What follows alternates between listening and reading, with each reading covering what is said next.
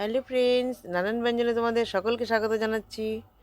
আজ আমি তোমাদের সরস্বতী পূজার টমেটো আর কুলের আচার বানিয়ে দেখাবো, মানে চাটনি।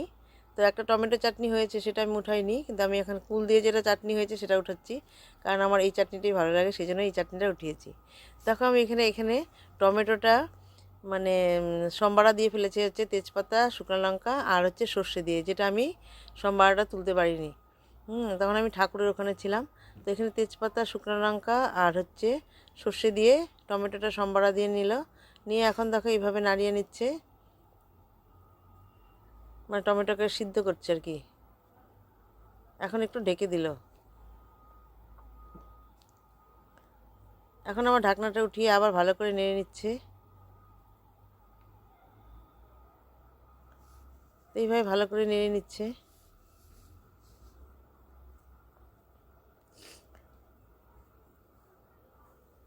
দেখো টমেটোটা অনেকটা সফট হয়ে গেছে।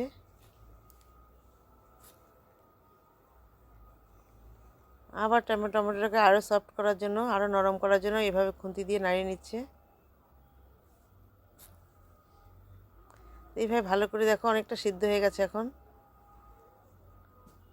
এর মধ্যে আগের প্রথমেই মানে নুন দিয়েছিল, যেটা আমি তুলতে পারিনি, নুনও দিয়েছিল আর একটু হলুদও দিয়েছিল।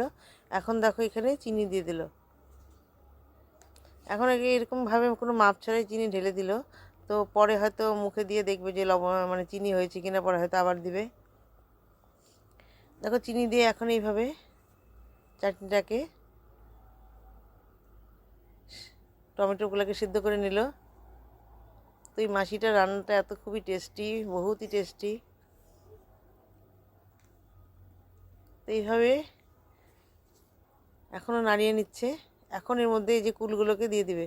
তো চিনি আরটু লাগবে, টেস্ট করা হওয়ার পরে দেখা গেলো একটু চিনি লাগবে, সেজন্য আরও চিনিটা ঢেলে দিল, কারণ কুল দেবে তখন চিনিটা একটু বেশি মিষ্টি লাগবে, মিষ্টির দরকার। তো এখন এখানে দেখো এইভাবে নাড়িয়ে নিয়ে,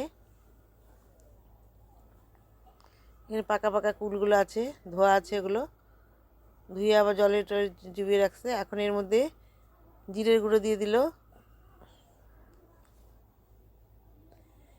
জিরের গুঁড়ো দিয়ে এখন এখানে হলুদের গুঁড়ো দিয়ে দিল।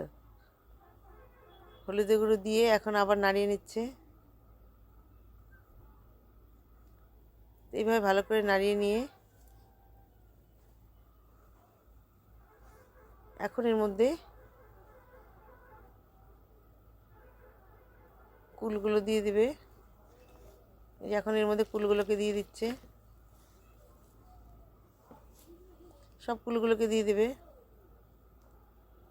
এটা যারা কুল দিয়ে চাটনি খাবে তাদের জন্য বানানো হয়েছে, আর এমনি টমেটো চাটনি আগে বানানো হয়েছে, সেটা আমি তুলিনি, মানে আমার মানে সময় হয়নি আর কি তোলার। তো এখন কুল দিয়ে এটা তুলে নিলাম।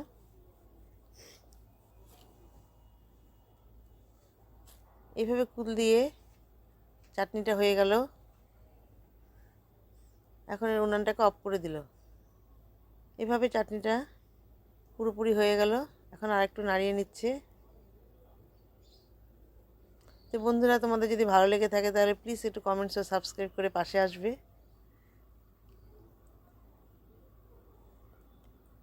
এবং আমিও তোমাদের পাশে যাব। দেখো এইভাবে চাটনিটা পুরোপুরি হয়ে গেল। তো বন্ধুরা, তোমরা সবাই যেন ভালো থাকো এবং সুস্থ থাকো, এবং অবশ্যই আমার পাশে